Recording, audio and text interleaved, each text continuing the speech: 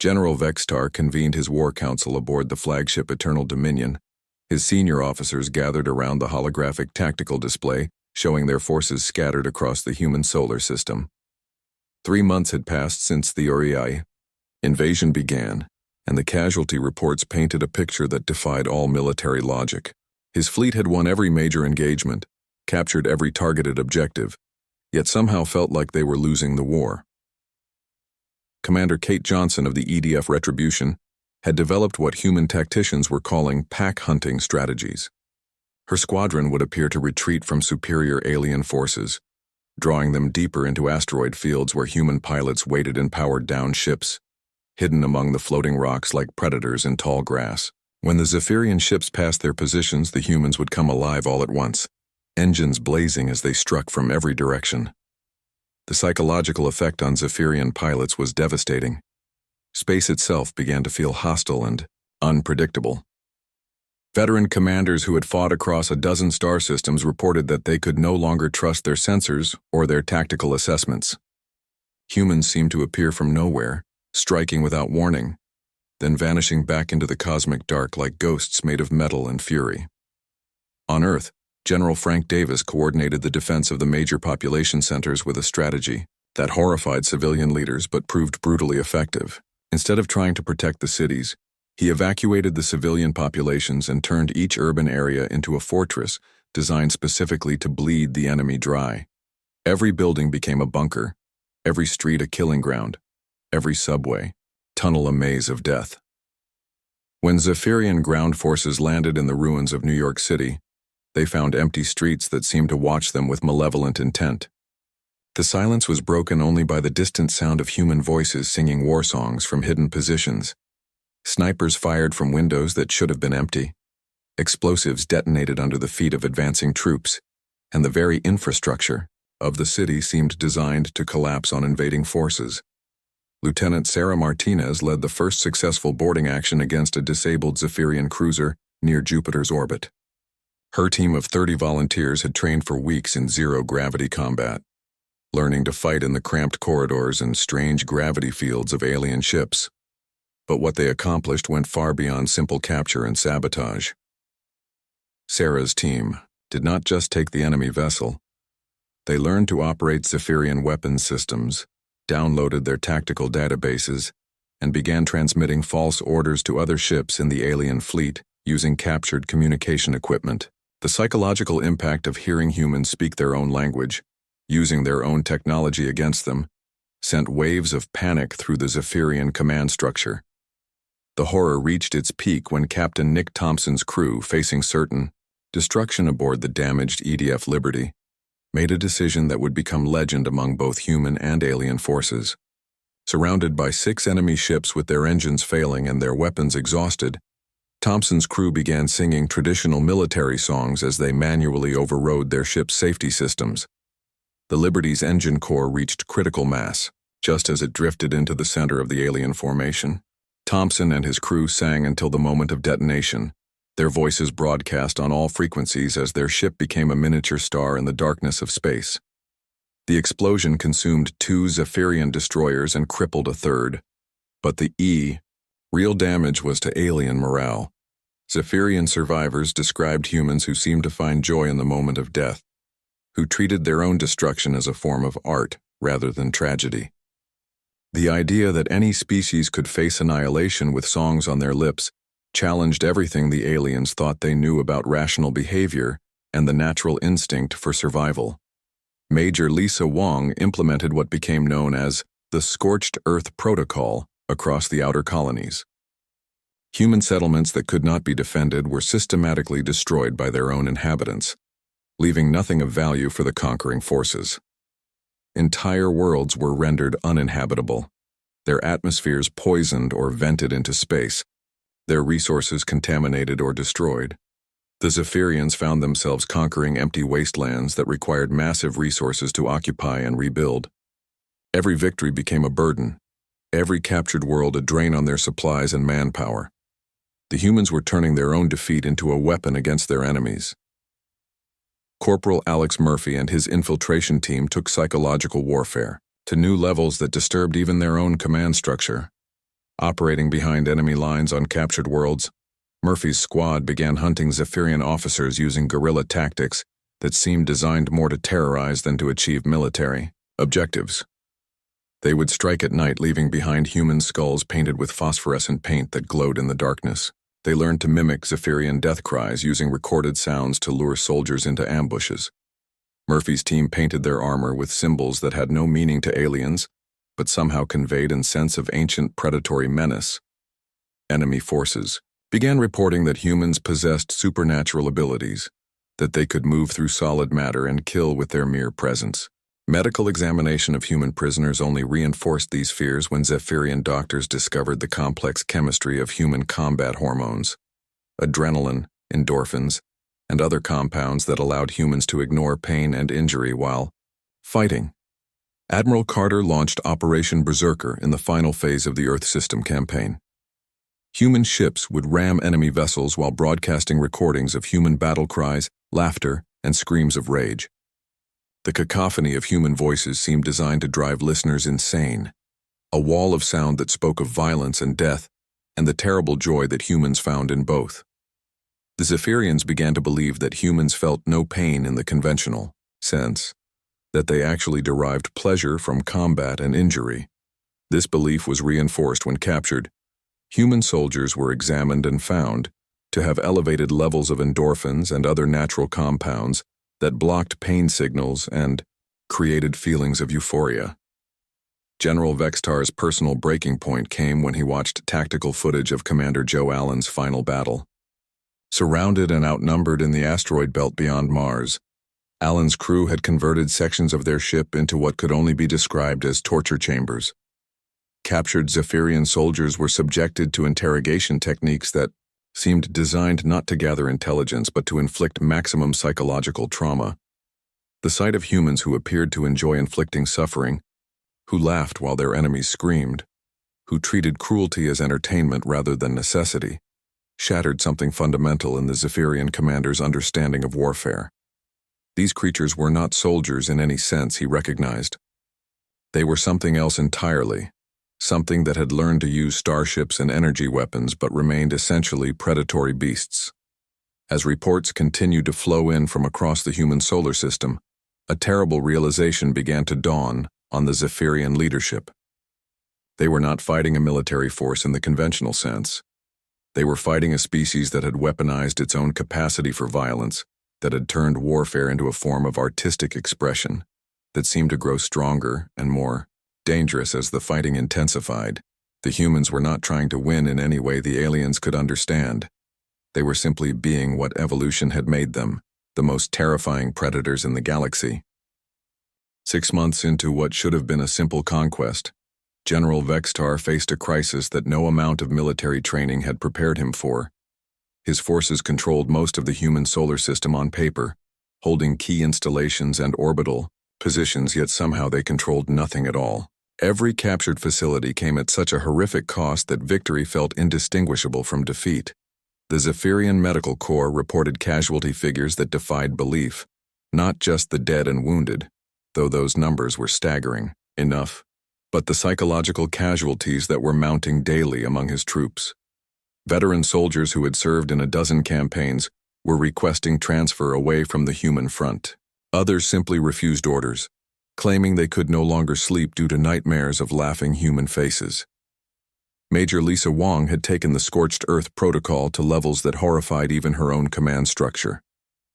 Across the outer colonies, humans were destroying everything of value before retreating to new positions. On Europa, Wong's engineers had triggered volcanic activity that rendered the moon uninhabitable for centuries. On Titan, her teams had poisoned the atmosphere with industrial chemicals that would take decades to clear. The Zephyrians found themselves governing a graveyard of worlds. Every conquest required massive resources to rebuild and maintain, resources that had to be diverted from other military operations.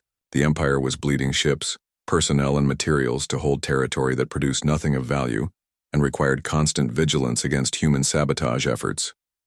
Corporal Alex Murphy's psychological warfare campaign had evolved into something that military historians would later describe as systematic terror. His infiltration teams had learned to mimic Zephyrian communications, sending false orders that led to friendly fire incidents and confusion among enemy ranks. More disturbing were the ritualistic displays they left behind at attack sites.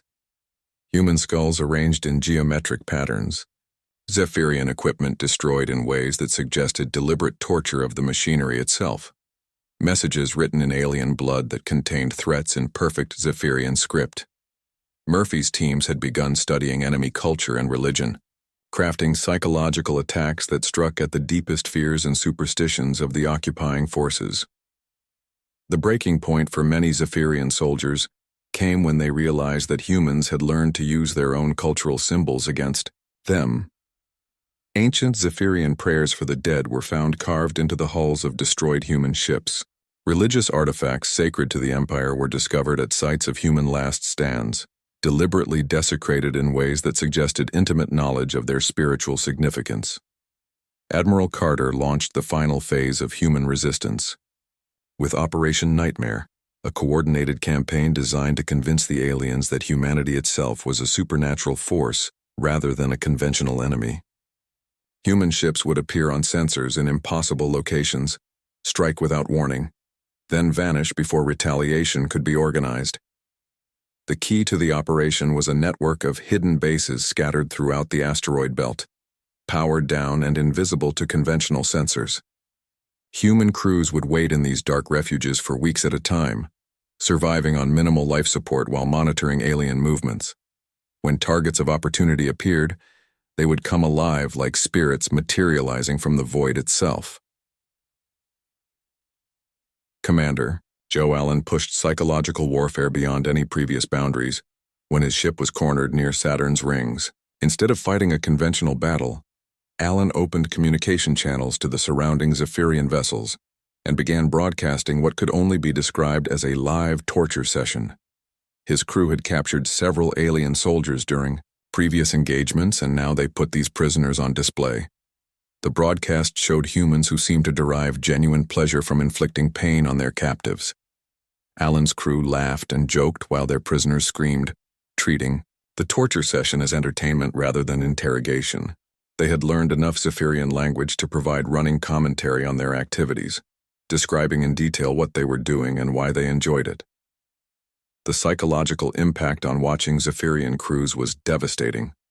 Many officers ordered their communication systems shut down rather than continue listening to the sounds of their comrades being slowly killed for human amusement.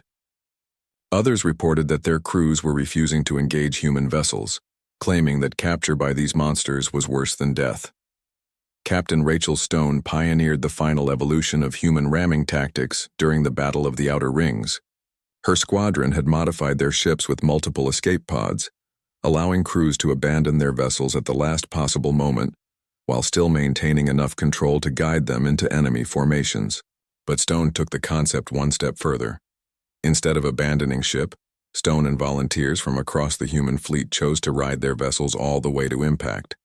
They broadcast their final moments to both human and alien forces, singing war songs and laughing as their ships became guided missiles piloted by suicidal maniacs who seemed to find joy in their own destruction. The sight of human pilots embracing their own deaths, while screaming with what sounded like ecstasy, broke something fundamental in the Zephyrian understanding of rational behavior. These creatures were not just willing to die for tactical advantage. They appeared to enjoy the process of dying violently, treating their own annihilation as the ultimate expression of their warrior nature. General Vextar received reports from his frontline commanders that painted a picture of an army on the edge of psychological collapse. Zephyrian soldiers were reporting that space itself had become hostile, that darkness concealed human monsters waiting to drag them into torture chambers, that every shadow might contain laughing predators who fed on alien suffering. The medical reports were equally disturbing. Autopsies of human casualties revealed brain chemistry unlike anything in the galactic databases. Humans produced natural compounds that not only blocked pain, but actually created feelings of euphoria during combat. Their adrenal systems were capable of sustaining fight or flight responses for hours at a time, allowing them to function at peak combat effectiveness even while suffering mortal wounds. More troubling were the cultural artifacts recovered from human positions. Music that seemed designed to drive listeners into violent rages. Literature that glorified death in battle as the highest possible achievement. Religious beliefs that promised eternal rewards for those who died fighting enemies of their species. The humans had built an entire civilization around the concept of beautiful violence. The final straw came when General Vextar reviewed footage from Colonel Peter Grant's last stand on Ceres Station. Surrounded and outnumbered, Grant's forces had converted their medical facilities into what could only be described as exhibitions of creative cruelty. Captured Zephyrian soldiers were subjected to procedures that served no military purpose, except to demonstrate human capacity for innovative torture. The most disturbing element was not the torture itself, but the fact that Grant's medical staff seemed to approach their work with the same professional dedication they had once shown to healing. They documented their procedures, discussed techniques for maximizing psychological trauma, and treated the entire exercise as a form of medical research into the limits of Zephyrian endurance. General Vextar realized that he was not fighting soldiers, scientists, or even warriors in any conventional sense. He was fighting a species that had evolved predatory instincts so refined that they could turn any activity, even medicine, into a weapon designed to terrorize their enemies. The request for emergency withdrawal was transmitted to the Zephyrian High Command within hours of reviewing Grant's final transmission. For the first time in the Empire's history, a military commander was requesting permission to abandon a successful conquest because the enemy was too dangerous to occupy. General Vextar stood before the massive viewing screen on his flagship, watching the small blue planet spin slowly in the darkness of space. The third planet in this system looked peaceful enough, covered in white clouds and blue oceans. His scouts had reported a young species called humans living on this world. They had basic technology, simple ships and weapons that seemed almost primitive compared to the Zephyrian Empire's advanced arsenal. The general's scaled fingers tapped against his command chair as he reviewed the intelligence reports. These humans had only recently developed faster-than-light travel and had barely spread to a few nearby worlds. Their ships were made of crude metals, and their weapons fired simple projectiles instead of energy beams. By all calculations, this should be the easiest conquest in his long military career. 17 star systems had already fallen to his fleet. Each time the pattern was the same. His ships would arrive, make contact with the local species, demand surrender, and within days the system would join the Empire. Most species saw the wisdom in joining rather than fighting a hopeless battle. Those few who resisted were quickly crushed by superior firepower and tactics. Captain Jake Morrison sat in the command center of Earth Defense Station 1, staring at the alien message that had arrived just hours ago. The translation was clear enough: surrender your world or face total destruction. The alien fleet hanging at the edge of their solar system looked massive on the long-range sensors. Jake counted at least 200 ships, each one larger than humanity's biggest warships. Admiral Lisa Carter paced back and forth in the emergency meeting room deep beneath the Pentagon. Military leaders from every nation on Earth sat around the long table, their faces grim as they studied the tactical displays. The alien fleet outgunned them by at least 10 to 1. Earth's combined military forces included maybe 50 ships, capable of deep space combat, and most of those were patrol vessels or cargo haulers with weapons bolted on as an afterthought. Colonel Ben Hayes leaned back in his chair and spoke in a calm voice that surprised everyone in the room. Well, we always knew this day might come. The question is, do we roll over and hope they're kind masters, or do we make them work for it? Lieutenant Commander Amy Walsh was analyzing the alien ship formations from her post aboard the EDF Vengeance. She had been studying military history since her academy days, and something about the alien fleet arrangement bothered her. Their ships moved in perfect geometric patterns, maintaining exact distances from each other. Every maneuver was precise and calculated. It looked impressive, but Amy had seen this kind of fighting before in old military documentaries. They fight like machines, she muttered to herself as she made notes on her tablet. The aliens seemed to follow rigid protocols, moving their ships in formations that any military academy would recognize. It was textbook warfare, the kind taught in classrooms where everything went according to plan. Commander Ryan Torres received the order to take his small patrol squadron to investigate the outer system. His 3 ships were nothing special. Converted mining vessels with military-grade engines and whatever weapons Earth could manufacture. As they approached the alien scout force, Ryan felt the familiar knot of fear in his stomach. His ships were outmatched and everyone knew it. The alien scouts moved to intercept them in a standard pincer formation. Ryan watched their approach on his tactical display and made a decision that would have horrified any military strategist. Instead of trying to outrun the aliens or engage them in normal combat, he ordered his squadron to ram the enemy ships at full speed. "Sir, that's suicide," his weapons officer protested. "Maybe," Ryan replied, "but let's see how they handle it." The first collision sent shockwaves through both fleets. Ryan's ship, the EDF Courage, slammed into the lead alien scout at nearly half the speed of light. Both ships exploded in a brilliant flash of energy, but not before Ryan and his crew ejected in their escape pods. The other 2 human ships followed his example, turning themselves into guided missiles. General Vextar stared at the battle footage in disbelief. The humans had deliberately destroyed their own ships to take out 3 of his scouts. It made no tactical sense. The exchange rate was equal, but the humans could not afford to trade ships with his much larger fleet, yet they had done it anyway, and somehow his pilots were the ones who seemed shaken by the encounter. The alien commander called up the psychological profiles his intelligence officers had prepared on human behavior. Humans were described as emotional, creatures who formed strong social bonds. They showed attachment to their possessions and fear of death like most species. Nothing in the reports suggested they would throw away their lives for such small tactical gains. Captain Jake Morrison received the battle reports from the outer system and felt a mix of pride and sorrow. Ryan Torres and his crews were dead, but they had shown the aliens that humans would not go quietly. More importantly, they had learned something valuable. The aliens could be surprised. Amy Walsh studied the sensor readings from the battle and noticed something interesting. After the ramming attacks, the alien formation had become less precise. Their ships were keeping greater distances from each other and their movement seemed more cautious. The psychological impact of the human tactics was already showing results. Admiral Carter convened another emergency meeting as reports came in from across the system. The aliens were advancing toward Earth, but their pace had slowed. Instead of the rapid conquest everyone expected, they seemed to be proceeding more carefully. "They're scared," Colonel Hayes observed.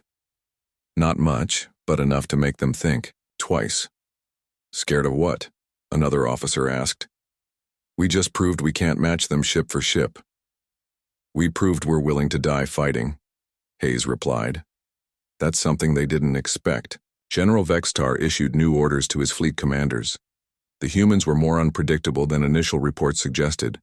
All ships were to maintain greater spacing and be prepared for unconventional tactics. He told himself it was just a precaution, but deep down he felt the first stirring of unease about this conquest. The stage was set for a war unlike anything the galaxy had seen before. The invasion of the Luna colonies began as the Earth's sun rose over the Pacific Ocean. General Vextar expected his forces to capture the mining facilities and research stations within hours. The moon had no atmosphere to hide in, and no weather to complicate orbital bombardment. It should have been a simple operation. Land troops, secure facilities, establish control.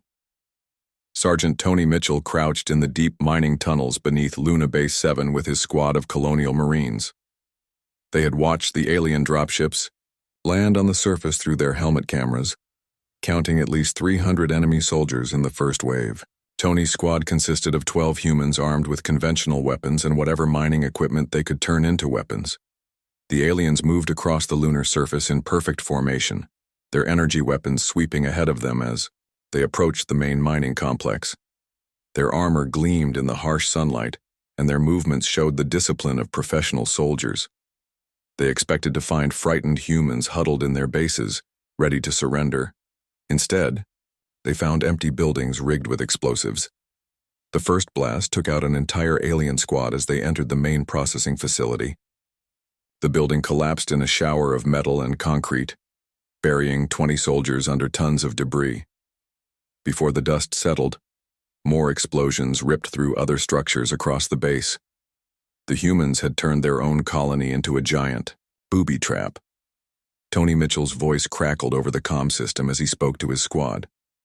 "Remember, boys, we're not trying to win. We're trying to make them pay for every inch." His team had spent days preparing the tunnel system, turning mining charges into improvised explosives and rigging the life support systems to fail at the worst possible moments. Captain Steve Parker commanded the defense of Research Station Alpha on the far side of the moon. His facility housed 300 civilian scientists and a small security force of 30 guards. When the alien ship surrounded his station, Steve made a decision that would have seemed insane to any rational military commander. He ordered his people to destroy everything of value. The research data went first, wiped from computer systems and backed up storage devices. Then the laboratory equipment was sabotaged, delicate instruments smashed with hammers and precision tools melted with welding torches. The humans were destroying years of scientific progress rather than let it fall into alien hands. When the Zephyrian assault troops breached the station's hull, they found humans who refused to behave like conquered people. Dr. Helen Brooks, a xenobiologist, had armed herself with a portable cutting torch and was systematically destroying alien specimens that her team had spent months collecting. She died fighting, taking 2 enemy soldiers with her in the blazing heat of her improvised weapon. General Vextar received casualty reports that made no sense. His forces were winning every engagement, capturing every objective, but the costs were far higher than any computer model had predicted. Humans were fighting like cornered animals, choosing death over surrender, in ways that defied all logic. The breaking point came when Private Danny Clark found himself cut off from his unit in the lower levels of Luna Base 7. His leg was broken from a tunnel collapse, and his ammunition was nearly gone. Instead of trying to hide or surrender, Danny did something that would haunt Zephyrian soldiers for the rest of the war. He began broadcasting human music over all available frequencies. The song was an old Earth military anthem, something about fighting and dying for freedom. Danny sang along in a voice growing weaker from blood loss, but his spirit seemed to grow stronger. He had rigged the last of his explosives around his position and was daring the aliens to come and get him. The Zephyrian soldiers who found Danny's position reported something that their commanders initially dismissed as combat stress. They claimed the human had been laughing as he detonated his bombs, taking himself and 6 alien troops into the void. The idea that any creature would show joy while dying violently seemed impossible to their logical minds. Commander Kate Johnson watched the Luna battle from her ship in Earth orbit and realized something important. The aliens were winning, but they were also learning to fear humans in ways they had never feared an enemy before. Their formations were becoming more spread out, their advances more cautious, their soldiers more jumpy. Amy Walsh continued analyzing alien behavior patterns from her position aboard the EDF Vengeance.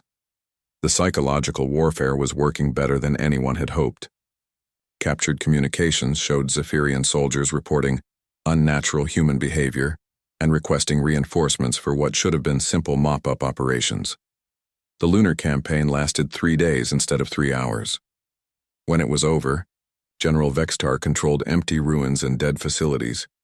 His casualty report showed losses that would normally be expected in a major fleet battle, not in capturing a few mining colonies. Worse, his soldiers were beginning to show signs of strain. Medical officers reported that Zephyrian troops were experiencing sleep disorders, loss of appetite, and what human doctors would recognize as anxiety attacks. The soldiers described dreams of laughing humans and the sound of human voices singing in the darkness. They had never encountered an enemy that seemed to enjoy dying violently. Colonel Hayes reviewed the battle reports from his command bunker on Earth and allowed himself a grim smile. Luna was lost, but the cost had been higher than the aliens expected. More importantly, humanity was learning how to fight these creatures in ways that their advanced technology could not counter. The next phase of the invasion would target the orbital factories around Earth. Steve Parker's brother commanded one of those stations. and he had been taking notes on what worked against the Zephyrians. The aliens would find the orbital facilities even less welcoming than the lunar colonies. General Vextar stood before his tactical display, studying the next objectives. Earth's orbital infrastructure had to be captured intact if the planet was to be useful to the Empire. But after Luna, he was beginning to doubt whether humans would allow anything to be captured intact. His intelligence officers had prepared new psychological profiles of human behavior, but the data was contradictory and confusing. Humans showed strong self-preservation instincts in normal situations, but seemed to abandon all regard for their own safety when fighting for their homes and families. They were simultaneously logical and completely irrational. The general issued new orders to his fleet. Expect heavy resistance, maintain maximum spacing, and be prepared for unconventional tactics. He did not yet realize that he was fighting a species that had spent millions of years learning to survive on a world where everything was trying to kill them. Earth's defenders prepared for the next assault, knowing they would lose, but determined to make victory as expensive as possible for their enemies. The Great Council Chamber on the Zephyrian homeworld had witnessed the planning of countless conquests over the centuries, but never had it hosted a gathering quite like this one. General Vextar stood before the assembled leadership of the Empire, his scaled hands trembling slightly as he prepared to deliver the most important military briefing in galactic history. The holographic displays showed tactical maps of the human solar system, casualty reports that stretched across multiple screens, and psychological evaluation data that painted a picture of an army in complete psychological collapse. The numbers told a story that challenged everything the Zephyrian Empire thought it knew about warfare and conquest. Honored Council, General Vextar began, his voice carrying the weight of months of horror and disbelief. We have encountered something that exists beyond our understanding of military science, beyond our comprehension of rational behavior, beyond our ability to predict or counter. These humans do not fight like any sentient species we have encountered in our expansion across the galaxy. The holographic display shifted to show footage from the lunar campaigns, images of human soldiers who continued fighting with severed limbs, who detonated explosives while embracing enemy troops, who seemed to find genuine joy in their own destruction. The council members watched in stunned silence as the evidence mounted, scene after scene of behavior that defied every principle of military logic. Captain Rachel Stone's final flight played out in slow motion, her voice singing an ancient human war song as her ship collided with a Zephyrian battlecruiser. The impact was recorded from multiple angles, showing the moment when both vessels were consumed in a ball of nuclear fire. But what disturbed the watching council members was not the destruction itself, but the sound of human laughter that could be heard on the communication channels, right up to the moment of impact. They do not fear death, Vextar continued, advancing to the next display. They embrace it. They have turned their mortality into a weapon, their weakness into strength, their defeats into victories that cost us more than their successes. When we destroy their ships, the debris becomes ammunition. When we kill their soldiers, the bodies become traps. When we capture their facilities, they become resource drains that bleed our forces dry. The psychological warfare footage was perhaps the most disturbing element of the presentation. Corporal Alex Murphy's teams had learned to speak Zephyrian fluently, to understand their cultural fears and religious beliefs, and to craft terror campaigns that struck at the very foundations of alien sanity. The recordings showed humans who seemed to study suffering the way scientists might study physics, approaching the art of psychological torture with academic precision. Dr. Zefka, the Empire's chief xenopsychologist, rose to address the council with data that had taken months to compile. Her analysis of human brain chemistry revealed a species that had evolved on what could only be described as a death world, where every form of life competed in an endless struggle for survival that had shaped them into perfect predators. Humans produce combat drugs naturally, she explained, gesturing to chemical diagrams that showed the complex interaction of adrenaline, endorphins, and other compounds. Their brains reward violent behavior with pleasure sensations. They form pack bonds so strong that they will die for complete strangers. Their culture glorifies warfare and sacrifice to a degree that we initially dismissed as primitive barbarism, but which we now recognize as the foundation of their entire civilization. The most chilling element of the psychological profile was the discovery that humans had weaponized their own capacity for cruelty. Medical facilities on captured human worlds contained research data on pain tolerance, psychological breaking points, and methods for maximizing terror in enemy populations. The humans had turned torture into a science, approaching the infliction of suffering with the same methodical dedication they brought to engineering or medicine. General Vextar showed the council footage from the final human stands across the outer colonies, where entire populations had chosen collective suicide rather than surrender. But these were not acts of desperation or hopelessness. The humans sang as they died, celebrated their own destruction, and seemed to view their annihilation as a form of artistic expression that would inspire others to similar acts of beautiful violence. The economic data was equally disturbing. Every world conquered by the Zephyrian forces required massive investment to rebuild and maintain. The humans had perfected scorched earth tactics that left nothing of value behind, poisoning atmospheres, destroying infrastructure, and contaminating resources in ways that would take decades to repair. The Empire was spending more to occupy human territory than it gained from the conquest. The casualty reports tell the story, Vextar continued, bringing up screens full of medical data. We have lost more ships, personnel, and resources in this single campaign than in our previous 5 conquests combined. But the physical casualties are nothing compared to the psychological damage. Our soldiers are requesting transfers away from human space. Veterans with decades of combat experience are reporting nightmares, anxiety attacks, and complete inability to function in combat situations. The breaking point had come when Zephyrian medical officers began studying captured human specimens and discovered that torture, pain, and extreme stress actually seemed to make humans more dangerous rather than less so. Their brain chemistry shifted under pressure in ways that increased their pain tolerance, sharpened their tactical thinking, and flooded their systems with natural compounds that enhanced their combat effectiveness. Commander Janet Brooks had demonstrated this phenomenon during her final battle near Jupiter, where her crew had fought for 18 hours straight while suffering casualties that should have incapacitated any rational military unit. The humans became more vicious, more creative, and more effective as their situation became more hopeless. They seemed to draw strength from desperation, rather than being weakened by it. The council viewed recordings of human prison camps where captured Zephyrian soldiers were housed. Instead of simple confinement, the humans had created elaborate psychological experiments designed to study alien breaking points. The camps were organized like research facilities, with human scientists documenting methods for inducing terror, despair, and madness in their captives. What made this particularly disturbing was that the humans approached their torture research with the same ethical frameworks they applied to other scientific endeavors. They had committees to review experimental protocols, published papers on their findings, and seemed to view the systematic destruction of enemy morale as a legitimate field of academic study. General Vextar's voice grew quiet as he reached his final conclusion. Honored Council, we have discovered that humans are not soldiers, scientists, or even warriors in any sense that we can comprehend. They are predators who have learned to build starships.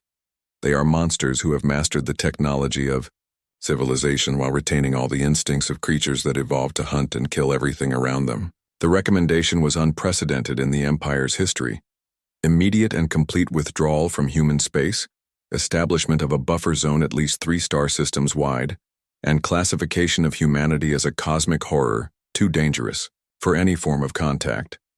The humans were to be quarantined like a disease, contained within their own solar system and left to their own devices. We can win battles against humans, Vextar concluded, but we cannot win a war. They do not fight to conquer territory or resources. They fight because fighting is what they are. Every victory against them teaches them new ways to hurt us. Every defeat makes them more dangerous. They are learning to use our own weapons, our own tactics, our own fears against us.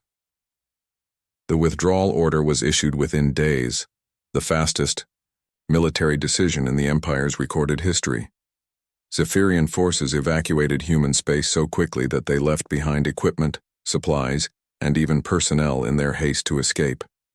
The buffer zone was established and marked with warnings in every galactic language. Here there be humans. Back on Earth, Admiral Carter received the alien withdrawal notification and felt a mixture of relief and grim satisfaction. Humanity had won not through superior technology or numbers, but by being exactly what millions of years of evolution on a hostile world had made them: the most terrifying predators in the galaxy. The war was over, but its lessons would echo across the stars for generations. The galaxy had learned that some species were too dangerous to conquer, too violent to civilize, and too alien in their thinking to ever be truly understood. Humanity remained in their solar system, but now they were alone by choice rather than by limitation. The phrase "here there be humans" became a warning that echoed through space, a reminder that some monsters were best left undisturbed in their own dark corners of the universe.